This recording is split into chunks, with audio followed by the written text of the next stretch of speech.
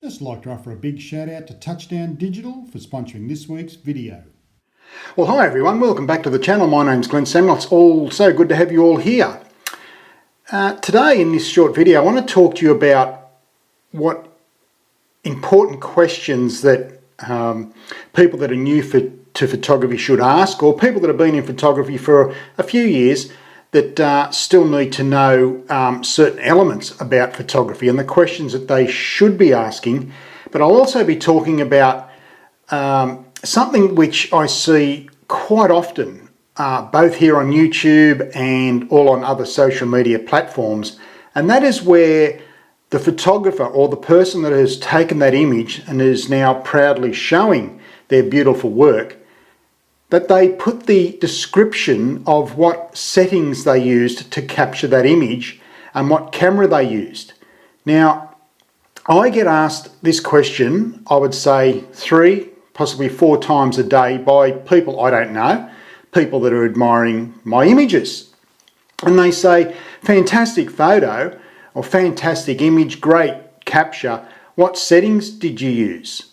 Well, quite frankly, it's irrelevant what settings I used to take the image or capture the image that they're commenting on. And I see this so many times. I see people posting images here on YouTube and all the other social media platforms, and they put down what settings they used to take that shot, to get that image. Now, before you start hammering the keyboard, right, I know that you put that there as a guide for the viewer, or you're letting everyone know what you used on the day, which is fine, that's fantastic. But the problem with that is it's a two-pronged problem here.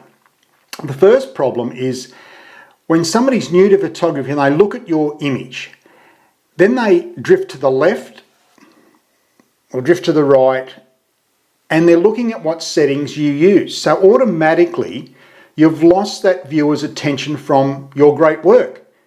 I mean, the old saying goes that a great image needs no introduction.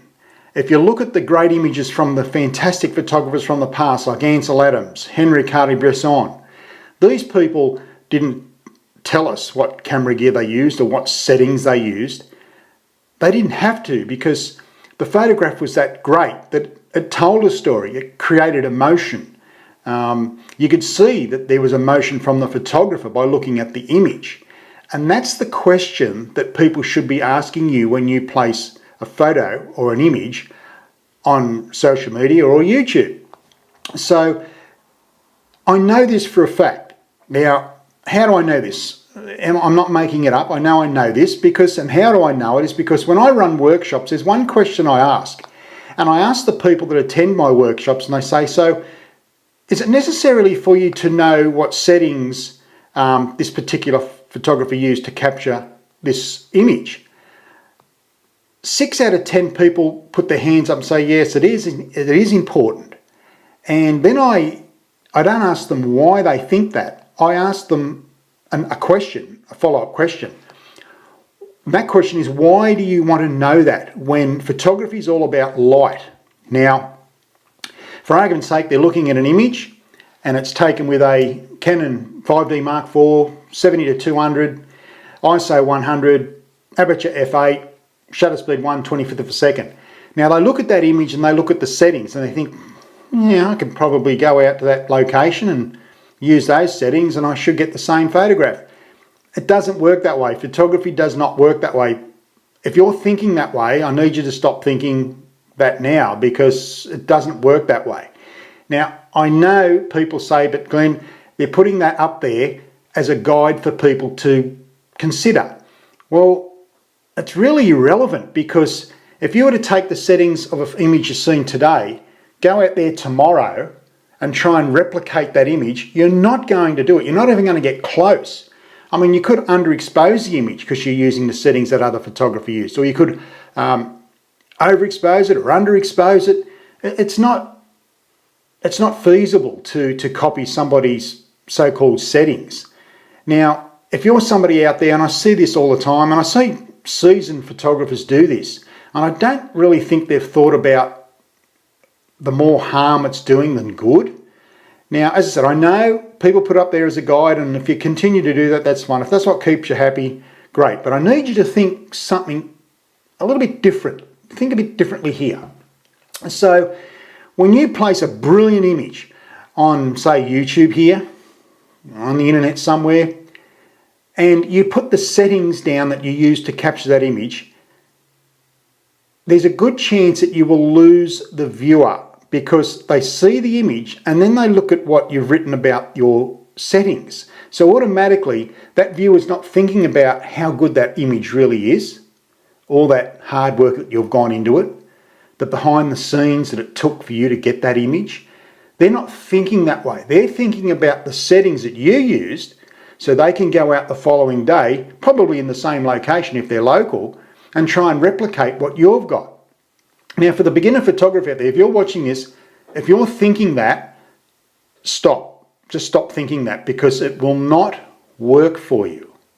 Okay, so if you're a photographer and you're placing your images online, here on YouTube and everywhere else, and you put the settings that you used, that's fantastic. As I said, you're proud of what you've achieved, and I get that. I really do. But there's a good chance that you're losing the viewer from your image to what you've written. The idea is to have that image captivated, to captivate the viewer. In actual fact, every one of your images should be a punch in the face from a heavyweight boxer, and that's how I describe it. So for the people that want to know what settings and what camera you used, what they used, and what settings they used to capture that image that you're just looking at, it's irrelevant to you. It means, quite frankly, it means nothing. It just means nothing. You can't replicate a scene by using the same settings. You could get close because you might have to tweak your settings a bit from what the other photographer did, but you're wasting time when you're out there doing that, trying to copy what other people have done and what they've used. So I think, you know, it's a discussion that needs to be had. I know a lot of people won't agree with it, but that's fine. That's life. But if you're posting your images with your settings that you used, you're really doing more harm than good because you're losing the viewer. When somebody asks me what settings I used, I don't tell them. I ask them a question. I fire back a question. So why do you want to know that? Why do you want to know what settings I used? Don't ask that question, and certainly don't ask what camera that I or the photographer used to capture that image. What you should be asking, and this is for the new person out there, what you should be asking is, what was your thought process behind this image? It's fantastic. What were you thinking? What message were you trying to convey to me as the viewer?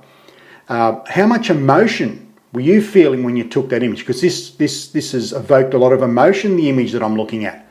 What was your thought process? What was the behind the scenes that went into capturing this image? Did you have to walk along a cold beach in the middle of winter? Did you have to bash your way through the bush? Did you have to sleep on the side of a cliff to get this image? That's how you learn photography. That's how you, by asking the right questions, asking what settings you use to capture that nice seascape, it's just pointless because you're not learning that way. So ask the right questions. So when somebody asks me what settings I used, I just simply say, well, it's really irrelevant what settings I used, but let me tell you about the photograph, what it took to get. Just yesterday I was at a location, it was my 4th day in a row there to capture the images that I was happy with. And for those 4 days I used different settings. So the settings that you see placed on a photograph by the photographer, they're really not for you because they're irrelevant, really. They are irrelevant, those settings that they've used. And if you're the photographer that's taken that photograph and you've included in the settings, you've included the settings into that photograph to show people, well, you possibly could be doing more harm than good because, as I said earlier, you're losing the viewer's attention away from your image. And as I said, great images need no introduction. So I'd like to know what you think about this one. And let's have a discussion about this because wherever I look, I see great images, great photographs with settings. I mean, I don't give a bugger what settings you used or what camera you used. I really couldn't give a bloody stuff. But what I want to know is what were you thinking when you took that image? What were you thinking? What message were you trying to convey to me as the viewer? I couldn't give two hoots what settings you used.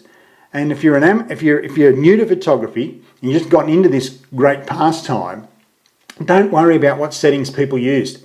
Go out and get your camera and practice yourself with your own settings, and then you'll have your own mindset. But behind every image, there's a lot of work. There's a lot of feeling, there's a lot of emotion, but not really much to know about settings because the light changes every minute.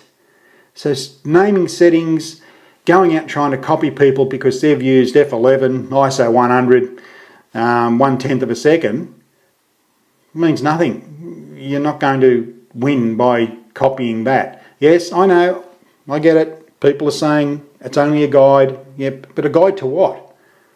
It's a guide to something that changes every minute. So that argument in itself doesn't have much meat to it, to be quite honest. But yeah, look, just think about that. If you're new to photography, don't worry about what settings people use to take the photographs. Ask that photographer what he was trying to convey to you. What was the message? What feelings did he have? What emotion was he trying to create? You know, ask them questions, because good photographers just don't go out and take photographs. They plan, okay? They look at weather. They think about what they want to achieve. I know for a fact if I'm not feeling right, or I'm not really got the game face on, I won't go and take photographs. I just won't, because the images won't work. So knowing what settings people use to take a photograph, really irrelevant. So that's it. Just a subject I like to talk about, and I'd like to hear what your thoughts are. Leave your comments and anything else downstairs, and I'll get back to you as soon as I can. Yesterday I had a great day out in the mountains, and I've just posted that video up. Took some great images. It took about 4 weeks to finally get what I was happy with, and I do mention that in that video. So, but for this one, let's wrap it up. If you're new to this channel, please hit the subscribe button and the bell next to it so you don't miss anything. If you have subscribed recently, thank you very much. It means a lot to me. There's a few more videos coming up, both inside here and outside. The next one will be about buying second-hand cameras, which is very, very interesting. So until next time, my name's Glenn Selmer. You've been watching Sniper Photography. And as I always say, be nice to yourself, family and friends, but most of all, you keep shooting and keep smiling. Bye for now.